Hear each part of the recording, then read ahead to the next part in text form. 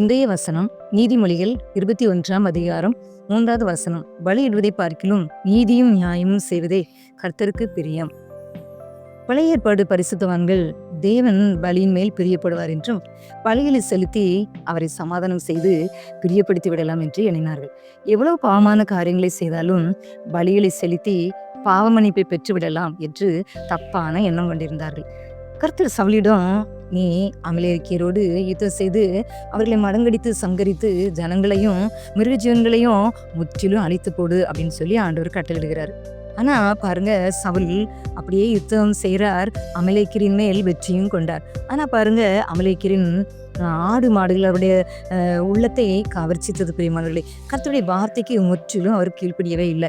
1 Samuel 15ஆம் அதிகாரம் 9ஆம் வசனத்துல கூட சொல்லுது, ஆடு மாடுகளில் முதல் தரமானவைகளையும் 2ஆம் தரமானவைகளையும் ஆட்டுக்குட்டிகளையும் நலமான எல்லாவற்றையும் அழித்து போட அவருக்கு மனமில்லாமல் தப்ப வைத்து அற்பமானவைகளும் உதவாதமான சகல வஸ்துக்களையும் முற்றிலும் அழித்து போட்டாங்க என்று சொல்லி வாசிக்கின்றோம். கர்த்தர் இந்த காரியத்திலே பிரியப்பட்டிருப்பாரா என்பதை நாம் சிந்தித்து பார்க்க வேண்டும். பிரியமானவர்களே, வானமும் பூமியும் அவருடையது, ஆகாயத்து பறவைகளும் நடமாடும் சகல மிருக ஜீவன்களும் கர்த்தருடையவைகள். ஆனா அமலேக்கிய ராஜாவின் ஆடு மாடுகளை பார்க்கிலும் 1000 மடங்கு அதிகமாக கர்த்தர் சவுல் ராஜாவுக்கு கொடுத்திருந்தார். ஆனாலும் பாருங்க ஆனாலும் கர்த்தருடைய வார்த்தைக்கு சவுல் கீழ்ப்படியாமல் போனது கர்த்தருடைய உள்ளத்தை வேதனைப்படுத்தியது. பிரியமானவர்களே, தம்முடைய தீர்க்கதரிசியை சாமுவேலை சவுலினிடம் அனுப்புகின்றார். கர்த்தருடைய சொல்ல கேளாமல் கொள்ளையின் மேல் பறந்து கர்த்தருடைய பார்வைக்கு பொல்லாப்பானதை செய்தது என்ன? கர்த்தருடைய சத்தத்துக்கு கீழ்ப்படுவதை பார்க்கிலும் சர்வாங்க தகனங்களும் பலிகளும் கர்த்தருக்கு பிரியமாயிருக்குமோ? பலிகளை பார்க்கிலும் கீழ்ப்படிதலும் ஆட்டுக்கடாக்களின் நினைத்தை பார்க்கிலும் செவி கொடுத்தலும் உத்தமம் என்று சொல்லி 1 சாமுவேல் 15ஆம் அதிகாரம் 19, 22 வசனங்களிலே கூட நாம் பார்க்கலாம். பிரியமானவர்களே, அப்படியாக சவுல் கர்த்தருடைய வார்த்தைக்கு கீழ்ப்படியாமல் நலமானதை எல்லாம் அவர் இச்சித்து எடுத்துக்கொள்கின்றதை பார்க்கின்றோம். கர்த்தர் சொன்ன வார்த்தைக்கு அவர் கீழ்ப்படியாமல் செவி கொடுக்காமல் இருந்ததை நாம் பார்க்கின்றோம். பிரியமானவர்களே, கர்த்தருடைய வார்த்தைக்கு கீழ்ப்படிந்து கர்த்தரை பிரியப்படுத்தியிருக்கலாம். ஆனால் கர்த்தரை பிரியப்படுத்தியிருந்தால் சவுலின் சிங்காசனம் என்றைக்கும் நிலைத்திருந்திருக்கும். ஆனால் பாருங்க, சவுல் கீழ்ப்படியாததினால அவருடைய ராஜ்யபாரத்தை இழந்து போனார். எத்தனை வேதனையான காரியம் பிரியமான. இன்றைக்கும் கூட நீங்கள் கூட யோசித்து பாருங்க, நீங்க முற்றிலும் கர்த்தருக்கு கீழ்ப்படிந்து நடந்தால் அவருக்கு பிரியமானவர்களாய் காணப்படுவீர்கள். ஆனா கர்த்தருடைய கட்டளைகள் பாரமானவைகள் அல்ல பிரியமானவர்களே. அது நம்முடைய நன்மைக்காகத்தானே, அவைகள் எளிதானவைகள் தான். அவருடைய சுமை லகுவானது என்று சொல்லி நாம் பார்க்கலாம். ஆனால் உங்கள் வாழ்க்கையிலே நீங்கள் எந்த ஒரு காரியத்தை செய்வதற்கு முன்பும் கர்த்தரிடத்துல ஆலோசனை கேளுங்க. அவர் சொல்கிறபடி நீங்க செய்வதற்கு உங்களை அர்ப்பணிக்கும் போது உங்கள் வாழ்க்கை ஆசீர்வாதமாய் இருக்கும். பிரியமானவர்களே, ஒருவேளை இந்த அனுபவம் எங்களுக்கு இல்லையே என்று சொல்லி கூட நீங்க கலங்காதீங்க. இயேசுப்பாவிடம் சின்ன காரியமோ பெரிய விஷயமோ கேளுங்க, அவர் அழகா உங்களை போதித்து நடத்துவார். பிரியமானவர்களே, ஒருவேளை வசனத்தின் மூலமாய் பேசலாம். ஏதோ நீங்க ஆலயத்துக்கு போகும்போது கர்த்தருடைய வார்த்தையின் மூலமா எங்களோடு கூட பேசலாம். நீங்கள் எந்த ஒரு காரியத்திலும் கூட நீங்க ஆவலோட உங்க இருதயத்துல, இயேசுப்பா நீங்க என்னோட நீங்க பேசணும், இந்த காரியத்துல நிச்சயமா எங்களுக்கு நீங்க ஆலோசனைகளை தரணும்னு நீங்க கேட்டுட்டே இருப்பீங்கன்னா, ஜெபிச்சீங்கன்னா கர்த்தர் எப்படி ஆகிலும் உங்களுக்கு போதித்து அவர் வழியிலே உங்களுக்கு நடத்துவார். பிரியமானவர்களே, நீங்கள் ஒருவேளை வேலை காரியமா இருக்கலாம், திருமண காரியமா இருக்கலாம், படிப்பு காரியமா இருக்கலாம், ஏதோ ஒரு விஷயம் உங்கள் குடும்பத்துல தேவையோ எந்த ஒரு காரியத்தை கூட நீங்க செய்ய நீங்கள் நினைக்கும் போது, இந்த காரியத்தை நான் செஞ்சா கர்த்தர் சந்தோஷப்படுவாரா? இப்போ நான் போகிற இந்த இடத்துக்கு நான் போகின்ற இந்த இடத்திற்கு சந்தோஷத்தோடு ஏசப்பா என்னோட வருவாரா? நான் இந்த பாதையில போகிறது, இந்த காரியத்தை செய்யறதற்கு நான் பிரயாணப்பட்டு போகிறது கர்த்தருக்கு பிரியமா இருக்குமா என்று சொல்லி கூட நாம் நம்மை சீர்தூக்கி பார்க்க வேண்டும். பிரியமானவர்களே, கர்த்தர் விரும்புகின்ற காரியங்களை செய்யும் போது அவர் சந்தோஷப்படுவார். அவர் நம்மை ஆசீர்வதிப்பதை நாம் காண முடியும். பிரியமானவர்களே, சவுல் கர்த்தருடைய வார்த்தைக்கு கீழ்ப்படிந்திருந்தால் சவுலின் சிங்காசனம் நிலைத்திருந்திருக்கும். கீழ்ப்படியாததினால்தானே ராஜ்யபாரத்தை அவர் இழந்து போனார். பிரியமானவர்களே, வசனத்தை கேட்டுக்கொண்டிருக்கின்ற யாரா இருந்தாலும் பரவாயில்ல, ஆண்டவருடைய வார்த்தை உங்களுக்கு நேராய் இந்த செய்தியின் மூலமாய் வசனத்தின் மூலமாய் உங்களோடு கூட பேசுகிறது. பிரியமானவர்களே, நீங்கள் நிச்சயமாக கர்த்தரை சார்ந்து கொள்ளுங்கள். எந்த ஒரு விஷயமானாலும் ஐயசப்பா என்னோட பேசுவாரா? ஐயோ எனக்கு நல்லா ஜெபிக்க கூட தெரியலையே, அப்படியானா ஏசப்பா என்னோட எப்படி பேசுவார்? நான் எப்படி ஏசப்பாவுடைய சத்தத்தை கேட்க முடியும்? எப்படி நான் அதை புரிந்து கொள்ள முடியும்? நான் இப்பதானே ஜெபிக்க ஆரம்பிச்சிருக்கிறேன். இதுவரையும் எனக்கு அந்த பழக்கம் இல்லையே. ஆனா எப்படி நான் ஏசப்பா பேசுவதை நான் புரிஞ்சு கொள்ள முடியும்? அப்படின்னு கூட நீங்க யோசிக்கலாம் பிரியமானவர்களே. வேதத்தை திறந்து நீங்க கேளுங்க. ஏசப்பா இந்த வேதத்துல எனக்கு ஒரு வழிகாட்டுங்க.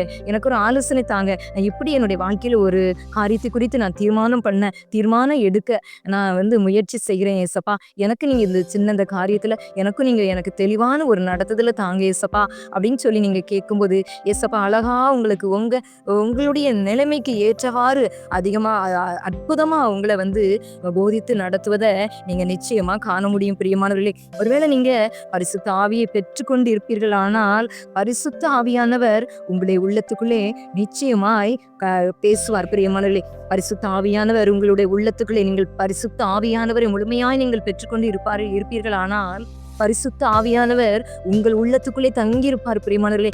அவர் உங்களை நடத்துவார். பரிசுத்த ஆவியானவர் தெளிவாய் உங்களோடு கூட பேசி உங்களை வழி நடத்துவதை நீங்கள் காண முடியும். ஒருவேளை இந்த செய்தியை கேட்டுக்கொண்டு இருக்கிறவர்கள் அபிஷேகத்தை பெற்றுக்கொள்ளாமல் இருப்பீர்கள், ஆனாலும் கூட கவலைப்படாதீங்க.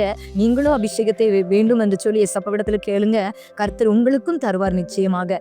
அப்படியானால் அந்த நிறைவான ஒரு ஆலோசனையை கர்த்தர் உங்களுக்கு கொடுப்பதை நீங்க பூரணமாய் அறிந்து கொள்ள முடியும் பிரியமானவர்களே. இப்பொழுது நீங்கள் பெற்றுக்கொள்ளாமல் இருந்தாலும் பரவாயில்ல, கர்த்தர் உங்களுக்கு வேத வசனத்தின் மூலமா உங்களுக்கு போதிப்பார். ஆண்டவரிடத்தில் கேட்டுக்கொண்டே இருங்க.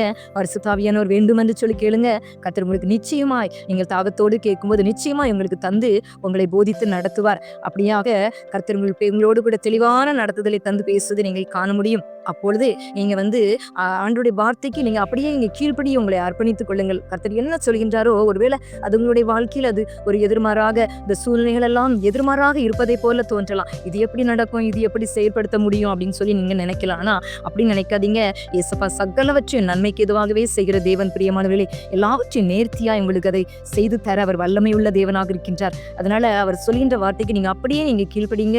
கர்த்தர் உங்களை மேன்மையாக உயர்த்துவதை நீங்கள் அழகாக நீங்க பார்க்க முடியும் பிரியமானவர்களே. அப்படியாக நீங்கள் அர்ப்பணித்துக் கொள்ளுங்கள்.